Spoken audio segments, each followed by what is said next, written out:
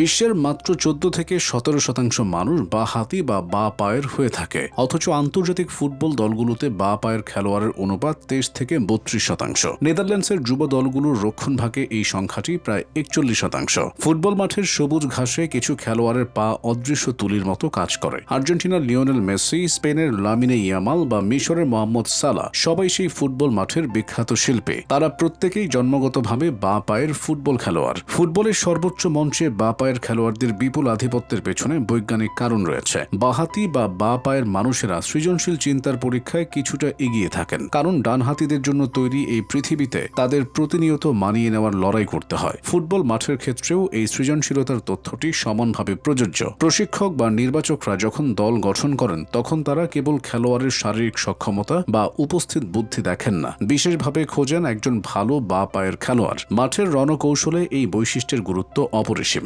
নেদারল্যান্ডসের একটি গবেষণায় দেখা গেছে, বা পায়ের খেলোয়াড়দের জাতীয় যুব উন্নয়ন দলে নির্বাচিত হওয়ার সম্ভাবনা অনেক বেশি থাকে, কারণ ফুটবলাররা যখন নিজেদের পছন্দের পায়ের দিকে উইঙ্গার বা পাশে খেলেন, তখন পুরো দল তার সুফল পায়। বা পায়ের তারকারা মাঠের বা প্রান্ত দিয়ে চোখের পলকে ওয়ান টাচ পাস বা শট নিতে পারেন। প্রতিপক্ষের পাস করা বল রিসিভ করার পর নিজের পায়ে বল সেট করার জন্য তাদের আলাদা করে শরীর ঘোরানো বা পজিশন বদলানোর প্রয়োজন পড়ে না। বা প্রান্তে কোনো ডান পায়ের খেলোয়াড় থাকলে বল এগিয়ে নেওয়ার সময় তাকে বলটি ডান দিকে টেনে আনতে হয়। এর ফলে বলটি মাঠের ভেতরের দিকে চলে আসে এবং প্রতিপক্ষের ডিফেন্ডারদের বল কেড়ে নেওয়ার সুযোগ বেড়ে যায়। বা পায়ের খেলোয়াড়দের ক্ষেত্রে এই ঝুঁকি থাকে না। লিওনেল মেসির মতো তারকা খেলোয়াড় জন্মগত এই সুবিধাকে আরও মারাত্মক অস্ত্রে পরিণত করেন যখন তারা মাঠের ডান প্রান্তে ইনভার্টেড উইঙ্গার হিসেবে খেলেন। ডান প্রান্ত দিয়ে ড্রিবলিং করতে করতে যখন তারা হুট করে মাঠের ভেতরের দিকে চলে আসেন, তখন তাদের পুরো শরীরের অবস্থান বা স্টান্স ওপেন হয়ে যায়। এতে তাদের চোখের সামনে পুরো মাঠের চিত্র